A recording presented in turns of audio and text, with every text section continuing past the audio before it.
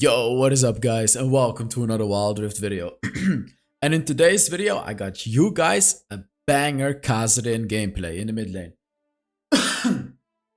I'm not sure what's happening with my voice. I think it sounds a bit different, but it is what it is. So there's timestamps in the description to just skip to the gameplay. Now let me explain to you guys how to build Kassadin. There's multiple different runes especially that you can go for Kassadin, and there's different ways to build Kassadin, but the way that I always build Kassadin myself is I start off with a Rod of Ages every game. I mean, you can start off with a Luden's Echo. It will have more early game damage, but I really don't recommend it. Like, I really don't recommend it. I see some Kassadin players do it, but again, I really don't recommend it because you want the tankiness of the Rod of Ages. You want the bonus mana that it gives you late game. You just want everything that Rod of Ages gives you. It all works really well for Kassadin. After the Word of Ages, you get the whole Archangel Staff.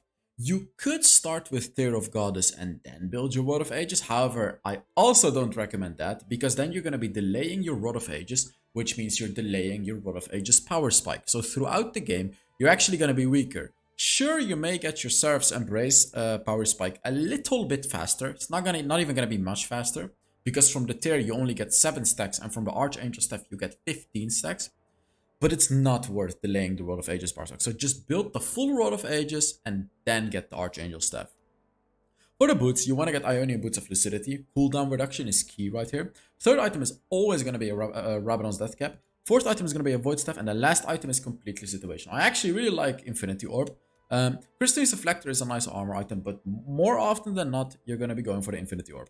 Anti-healing is good too. Cosmic Drive can be good if you want movement speed. I don't recommend it too much because you are an assassin. But if you want to be a fast assassin, I suppose you could go Cosmic Drive. But again, I don't recommend it. I'm just talking about stuff that I've seen before in my ranked matches on Kassadins.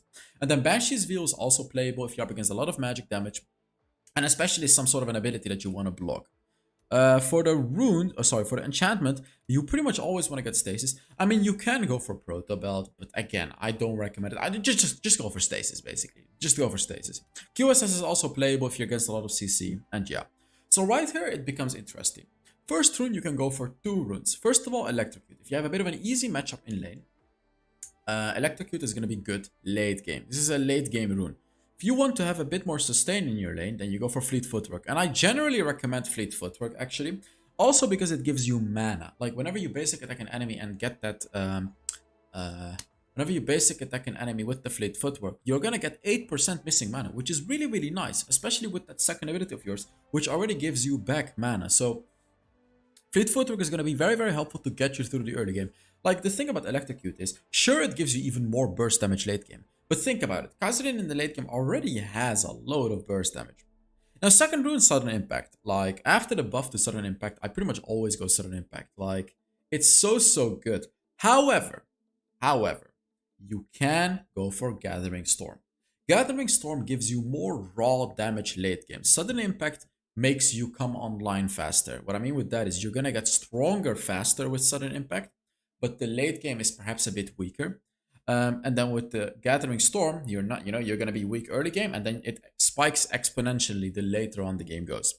Third rune is Complete Situation. Hunter Titan can be good if you want anti-CC. Bone Plating is generally what I go for the early game. Like, it really helps you out in the early game, so you don't get bursted down too hard in your lane. And then here you can go for Hunter Genius or Sweet Tooth. If you go for the Fleet Footwork, I don't recommend Sweet Tooth as well. Then you just go for the Hunter Genius. If you go for Electrocute, you pretty much do need a Sweet Tooth. For the spells, you go for Ignite and Flash. So that is it about the build. Let's now get into the gameplay. It's really loud for me. Wait, give me a second. Is it too loud for you guys too? No. I think I need to put his screen up a little bit. 1 second. There we go. Alright. So this is Lonely Kid playing Kassadin. And I'm curious to see how he plays Kassadin. So this is a mid lane video. You know, he's gonna play top lane, mid lane, and dragon lane. Let's see what he does. Let's see how it goes. So I want to talk about a few champions that are really good into Kassadin. You know, just so you know how to draft Kassadin. First of all, you never want to pick Kassadin into stuff like Galio, or into stuff that can avoid your bursting, like Tryndamere, for example. Tryndamere is really nice against Kassadin as well. Another champion that can be good into Kassadin is Zed, because when you engage with your ultimate on Zed, Zed could ult you back and avoid all your damage and destroy you. So keep that in mind when you're playing Kassadin. It can be a bit dangerous to play against those types of champions. Kassadin also struggles against bruiser types of champions like Darius, like Riven, or Riven hard counters Kassadin. You know, you want to try to avoid picking Kassadin into bruisers. If all of these things get off your checkmark, then Kassadin is the perfect pick. He destroys backline carries like a Jinx or an Ezreal or something because he's very mobile and does a lot of damage. So if the enemy is squishy, if the enemy doesn't really have too many bruisers, Kassadin does fine into tanks, by the way. You don't really struggle against tanks. Like Malphite, for example, is not a big problem. You know, Garen is kind of a problem because he's also kind of a bruiser. That's the thing about Garen. But interesting, by the way, I just realized Lonely Kid went for the barrier. Instead of going for Ignite, Lonely Kid goes for barrier. Interesting one. So it's a bit more of a defensive approach. Of course, it's also playable because he's playing it. I honestly, I never go barrier on Kassadin. Like, I've never gone barrier a single time ever on this champion. I always go Ignite because I just prefer the, you know, the burning damage. By the way, thank you guys yesterday for the advices, because in yesterday's video I asked for advices on how to bulk, because I'm working out every day now, but I'm not necessarily having trouble gaining weight. I was just asking for advice, but thank you guys so much for the good advice that you gave me. Oh, he has a barrier and ult. He could bait him, Look at what he's doing. Ah! Oh. Oh, oh, no way! Oh, he killed him! Oh, wait. Everyone's sleeping in the house. What just happened? Huh? What did I just see? Did he just... The ultimate baiter. Also known as the... You know the joke. It's not even funny. Oh my god, what was that? What the hell? How is he walking with those massive balls that he's carrying? How is he walking with those massive titanium balls? I wonder. Because that right there, that was absolutely crazy. Even the Fizz probably didn't believe that, because the Fizz even used his flash, but then Lonely Kid used his flash to avoid the Fizz's flash, and then he killed him. Oh my god, what? Oh, he has Electrocute, by the way. So this game, he's gone for Electrocute. Should be a free kill on the Nami. Boom, boom, boom. Electrocute as well. And all of them are in a very bad position. Should be free kills all over the place right there. Oh, that's a failed flash. Did Tryndamere really just save her? Oh, never mind. He's getting hella fat right now, by the way. But he deserves it this game. Oh, baby. What was that? He has a Road of Ages already. He's gonna get his Tear of Goddess. I assume right after the Road of Ages that he goes for Tear of Goddess. Not boots, exactly. You want to get Tear of Goddess before the boots. After Tear of Goddess, you get your boots. Oh, Ashe is getting the whole lane. Oops, that sucks for you, bro. That sucks for you, my friend. The support Ashe is pushing the wave. Oh, ranked. Oh, this is messed up. If Ashe just ults someone, he could be screwed here. But he uses his barrier. I guess in this game, barrier has done really, really well for him. It's a bad Ashe ult, by the way. But they do get the kill anyways. And right here he shows another thing you can do with... yeah, Ashe ultimate indeed. Ashe should have ulted way differently. He shows a different way to use his ultimate right here. You can also dodge things with Kassadin's ultimate. For example, Nami's ultimate, right? You can dodge these skill shot types of abilities. Like if an Ezreal uses his first ability on you, you can dodge it with your ult. If Ezreal uses his ultimate on you, you can also dodge it with your ult. And another thing to know about the ultimate of Kassadin is that it's a blink. It's a blink. And what I mean with blink is, like, if this is Kassadin, this arm is Kassadin, and this is Nami's ultimate, and Nami's ultimate is coming towards Kassadin, you can blink and, like, blink over it, basically. You can blink over it, and it will go right through you, and you won't get hit, because it's a blink. You teleport it. That's the thing about it. So keep that in mind. So, like, also, if a Fizz ults you, you don't necessarily have to dodge left or right. You can, if you time it right, dodge forward. Same against Lee Sin's first ability. You get the point that I'm saying right here, right? You can blink through stuff. Oh, what he did right there. So let's actually go back into this because I want to talk about this one thing he did right there because there's a common misconception that Kassadin, like all Kassadin can do, is go in and one-shot enemies.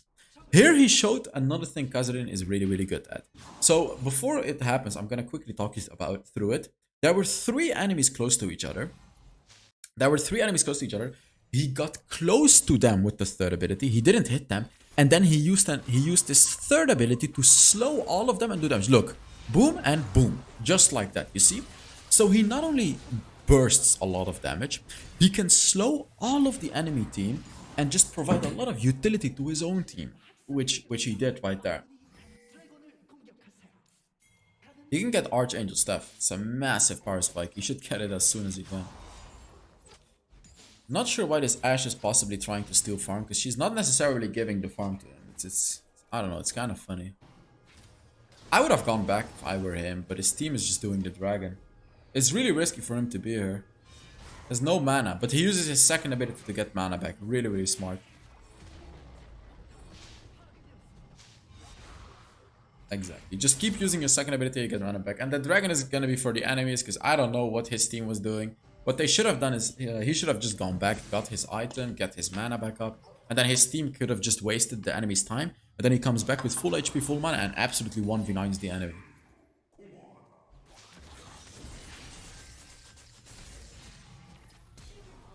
Oh, well played by the Katarina right there. If Katarina had a ward, she wouldn't have had to waste flash, by the way, because she could have warded over the jungle camps and then used her third ability on the jungle camp and killed Lonely Kid anyways.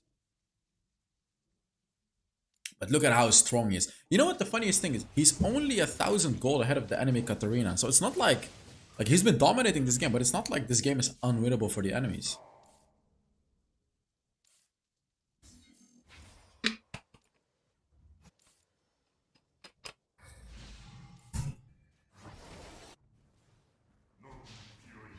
He could push mid lane. I mean, he could even push the whole turret. My nose is itchy. Kassadin is decently fast at pushing turrets, by the way. He's surprisingly good at it. Let me say it like that. Like, he's much better than you would expect. Like, for example, he pushes turrets like twice as fast as Yasuo, for example. Like, you wouldn't expect it from a champion like Kassadin, who's like an AP assassin, but he pushes turrets hella fast. He wants to catch the Nami. Boom!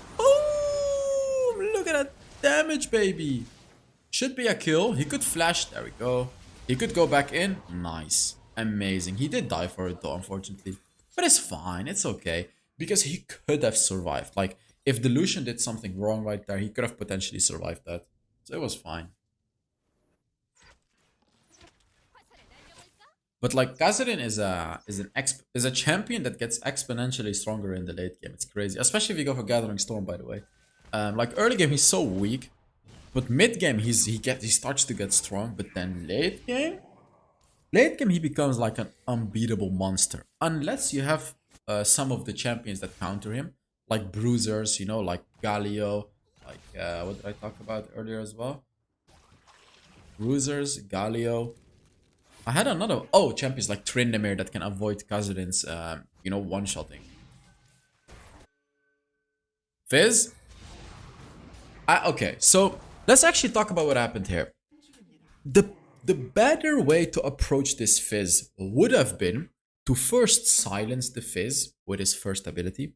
Then he engages and then he does his full damage. That would have been a better way, because that way, while the Fizz is silent, like look, right here, he could wait in the bush, silence the Fizz. He could have used his first ability to silence the Fizz, go on the Fizz with the empowered ultimate, because his ultimate is on 3 stacks right now, use his second ability, and then use an empowered third ability too. He would chunk down Fizz to like 15% health, if not just one-shot him. Instead, he goes in with his third ability, and Fizz is able to completely avoid the damage from his third ability and his first ability. And unfortunately, he also didn't do the correct order of his abilities. As you can see, he did not use the empowered third ability, because he didn't use his first ability before his third ability. I know this may sound complicated, but Kassadin, let's just say Kassadin is not the easiest champion out there. Because Kassadin is not only about spamming your abilities. Kassadin is also about using the right ability at the right time, using the right combo at the right time, because there's different kinds of combos you can do. He has the all-in burst combo, the silencing combo, getting your mana back combo, making sure your third ability becomes empowered combo. Like, so many different things you can do on this champion. So you need to keep that in mind when trying to get into Kassadin. Not an easy champion. Oh, he would have... If that shot didn't kill the third, he would have died. That would have been a tragic death, not gonna lie. Has a Rabadon's death cap. Insane power spike at this point. Insane power spike. Like, he's unbelievably powerful right now. Even the Katarina's not catching up to him anymore.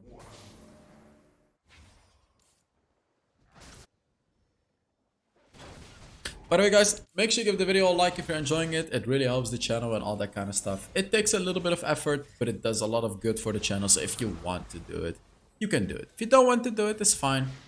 Oh, he flash comboed his ultimate right there. You see that? So with Kassadin, I'm gonna show it to you guys again. Can I? Wait, no, I can't use slow motion with this program. Just look, he ults and then he flashes. So the way that it works is you ult from point A to point B. But right after you click your ultimate, like immediately after, you flash to point C. What is gonna happen is you're gonna be able to go twice the distance. You go from point A to point B, and you flash to point C immediately. So it goes like this, and you will do damage. You will do the full damage of the ultimate in point C. It's a really good combo to know. Like a lot of small things you need to know about this champion, you know, to truly master Kassadin. Like, he has a lot. He has a lot in his kit.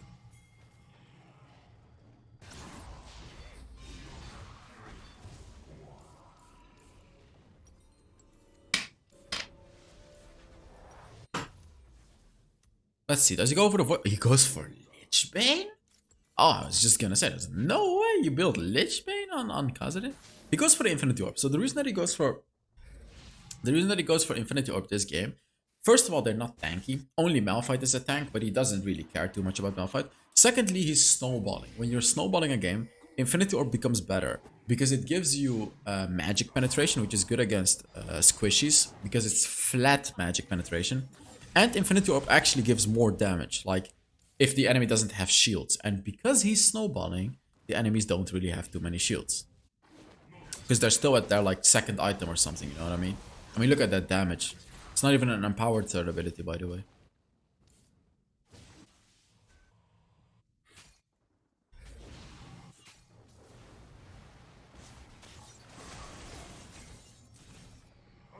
Oh, he has Gathering Storm. Okay, so he goes for the Gathering Storm, yeah.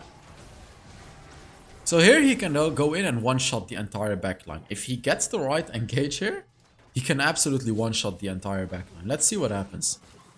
He's waiting for the perfect moment. As you can see, he is waiting for the perfect moment. Never mind. He just goes in like a beast.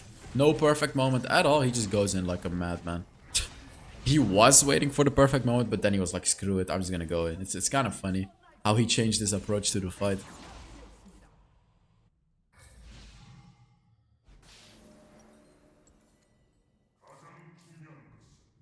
Yeah. He's gonna split push because there's a Herald in bot lane. Two of his teammates are pushing in mid lane. There's only Nami is alive, so this means he can pretty much get a free turret in top side. Interesting. Seems like he's going back. I really disagree with this. I would have pushed exactly. Yeah, it seems exactly. I would have pushed at least one more wave just to make the enemies lose farm. And it's funny, he did it as well. Like, he was going back, but then he realized, hey, it's a mistake. I need to stop. Kind of funny. Wow. It's like I haven't watched this gameplay before yet. I watch all these gameplays the first time, so I can give my raw reaction. So it's kind of funny that he thought the exact same during the game right there. He wanted to go back, but then it's better to just push one more wave because he gets more gold from it. He denies enemies gold, and they're applying more pressure with the minions. It's just all good. Now he's trying to be a disgusting little rat. He's waiting in this bush to one-shot them, and he is probably gonna one-shot the Nami. Boom, boom, boom. Exactly. This is what happens when you reach late game with Kassadin. He has 4 items. No one can get close to him except Malphite, and he's just gonna one-shot everyone. He's gonna one-shot, like, especially because he has an electrocute as well.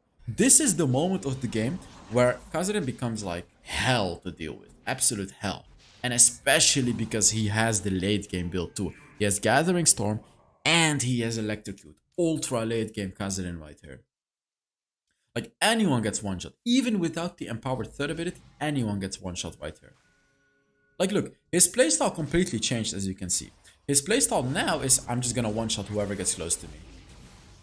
Of course, he cannot fight them head on like this, but if he's in a bush, and if he's in a bush, he can one shot them. And another tip, this is the same tip as when you play Annie. Get control wards. Come on. Oh. Get control wards, because you can put a control ward in a bush to make sure the enemies don't have vision in that bush, and then you can just one shot them. 100% guaranteed. Also, use your ultimate up until you get 3 stacks, because your third stack of your ultimate does a lot more damage and it allows you to one shot more easily, right? What is he gonna do? Is he gonna get a teleport? I assume he's just gonna get a stasis.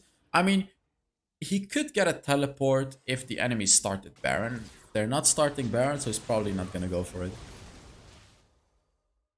Maybe he could. Maybe, you know what? Maybe he could still go for teleport. I just don't really recommend it, but he could. Let's see what happens.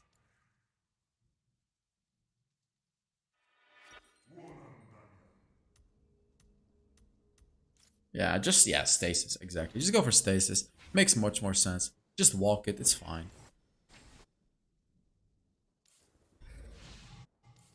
He's stacking up his ultimate here. That's number 1. This is number 2. And now he's gonna go over the wall number 3 and he's gonna go in from the back. Take a look, take a look.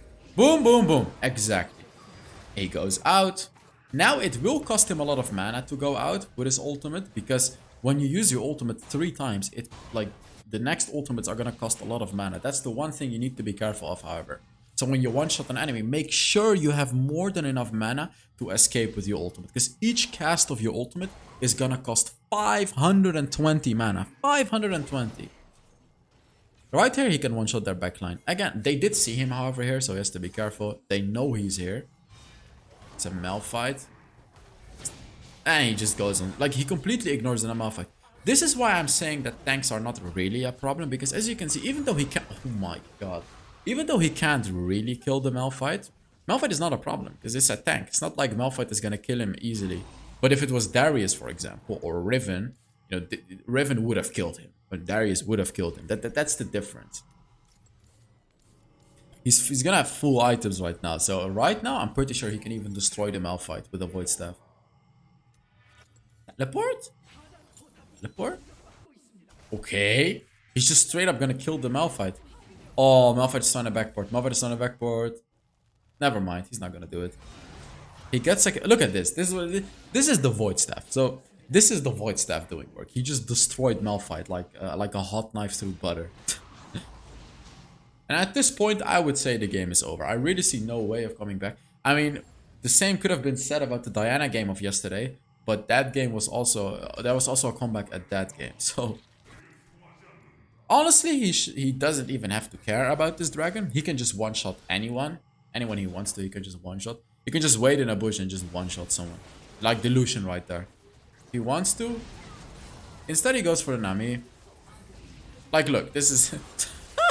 Oh, Katarina killed him though. Because she can, of course, do the same. Not sure what this Ashe is doing. Katarina's just killing everyone. Probably not gonna kill Tryndamere though, because Tryndamere with his ultimate is a bit too strong.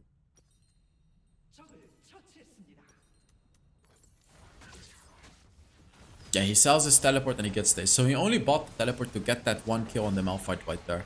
Which is really, really good that he did that. Oh! They're gonna kill the Lucian.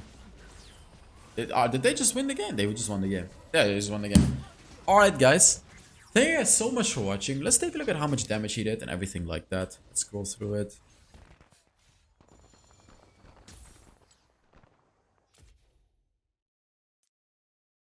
$40,000 damage. That's a lot of damage. So thank you guys so much for watching. I really hope you enjoyed this Kassadin video, and I will see you all in the next HellsDevil video. Bye bye.